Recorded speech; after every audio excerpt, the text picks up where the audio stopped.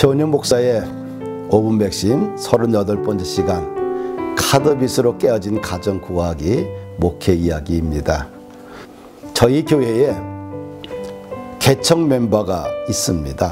목사와 가장 오랜 시간을 보낸 믿음의 형제지요. 그러나 목사의 마음에 가장 안쓰럽고 가슴 아픈 가정입니다.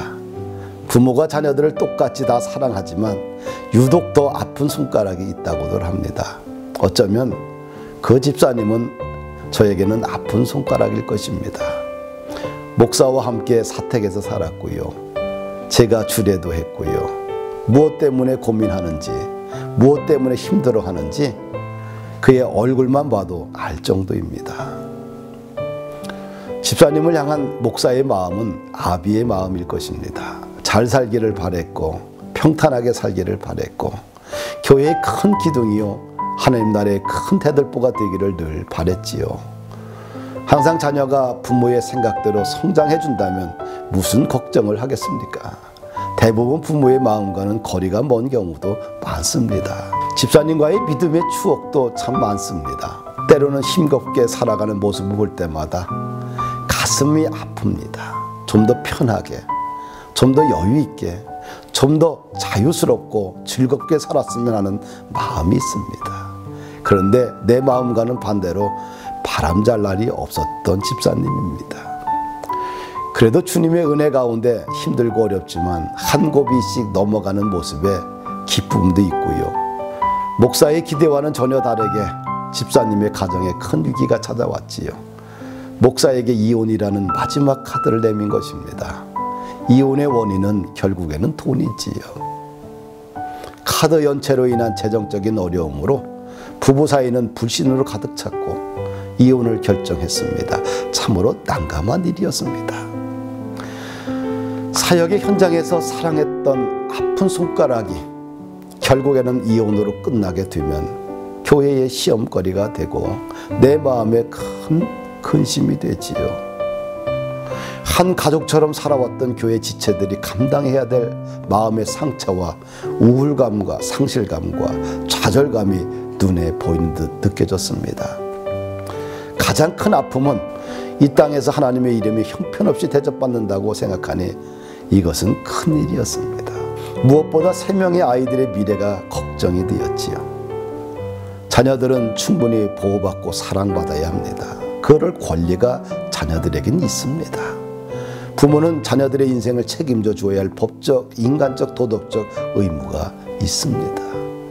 그런데 부모의 잘못으로 인한 가정 붕괴는 결국 아무것도 모르는 아이들이 감당하기에는 너무도 큰 상처이며 아픔이며 시련입니다. 일생 동안 자녀들은 사랑을 충분히 받지 못해서 먹어도 배고픔을 느끼는 사람처럼 사랑에 허기진 채 살아갈 수밖에 없지요. 2014년 9월 부부를 교회에 불러놓고 대화를 나누었습니다. 카드빚이 3천만 원 정도였지요. 3천만 원 때문에 가정은 이혼이라는 마지막 카드를 꺼낸 것입니다. 참으로 가슴 아팠습니다. 가정의 위기를 극복하기 위해서 대안을 제시했습니다. 회사에서 퇴직금으로 500만 원 충당하고 2,500만 원 내가 갚아주겠다고 결론을 내렸습니다. 모든 빚의 명세서를 가져오라고 했습니다. 그리고 내가 우선 갚아드렸습니다. 내가 이자를 내드렸습니다. 원금은 나중에 갚으라고 했습니다. 이렇게 무너지는 위기의 가정을 간신히 막을 수 있었지요. 은행에서 대출을 받아서 집사님의 모든 빚을 우선 정리해 주었습니다. 그리고 대신 이자를 대주었습니다. 왜 이런 일을 해야 하는가? 목사에게 하는 것이지요. 목사는 교회에서 설교만 하면 되지 무슨 교회 성도의 가정사까지 일일이 책임져야 하는가? 이렇게 많은 분들이 말하기도 합니다. 나는 사역이란 영적인 것뿐만 아니라 정신적인 것, 육체적인 것, 관계적인 것, 경제적인 것 등 모든 것이 목회의 영역이라고 생각을 합니다. 지금은 모든 어려움을 극복하고 믿음 안에서 거룩한 꿈을 꾸며 기도하며 하나님께 기쁨이 되는 사랑스러운 성도의 모습으로 성장해 가고 있습니다. 2,500만 원 원금도 다 갚았어요. 참으로 대견스럽고 고맙지요. 이혼하지 않아서 고맙고 신앙이 성장하기에 고맙고 믿음 안에서 가정을 세우겠다는 구체적인 비전을 가지고 열심히 일하니 고맙고 서로를 향해 미워했던 모습이 서로 돌보고 돌봄받는 모습으로 가꾸어 가니 고맙고 가정에서 웃음과 기쁨을 회복하니 고맙고 가정이 한 지붕 아래서 살고 있으니 참으로 고맙고 충성된 일꾼의 모습으로 세워져 가니 고맙고 자녀들이 재능대로 열심히 자기 길을 건강하게 개척하고 있으니 고맙지요. 누구나 절박할 때가 있습니다. 절박할 때는 한 치 앞도 안 보입니다. 옆에서 보면 아무것도 아닌데 그런데 당사자들은 칠흑 같은 어둠에 갇히게 됩니다. 그럴 때 누군가의 사랑과 도움의 사다리가 되어준다면 그 위기를 극복할 수 있습니다. 지나고 나면 그런 적도 있었는가 별일도 아닌데 하는 마음을 갖게 되는 것이 삶이지요. 모든 위기의 가정이 모두 이혼이라는 마지막 카드를 내민다면 이 땅은 어떤 세계가 될까요? 생각만 해도 가슴이 답답해 옵니다.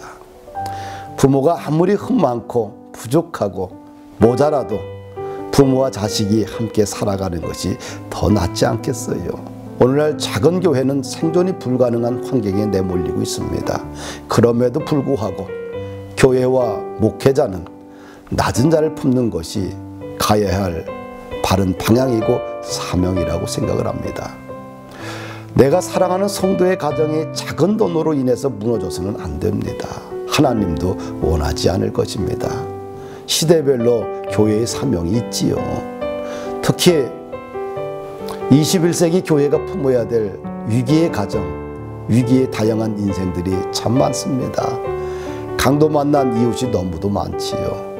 교회의 높은 담을 헐어야 합니다. 교회 울타리가 너무 높습니다. 세상과 교회는 전혀 다른 세상처럼 느껴질 때가 있습니다.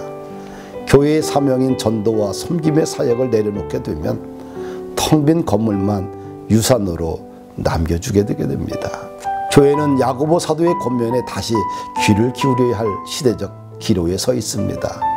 믿음은 구체적인 행동이 동반되어야 한다고 성경은 가르쳐주고 있습니다.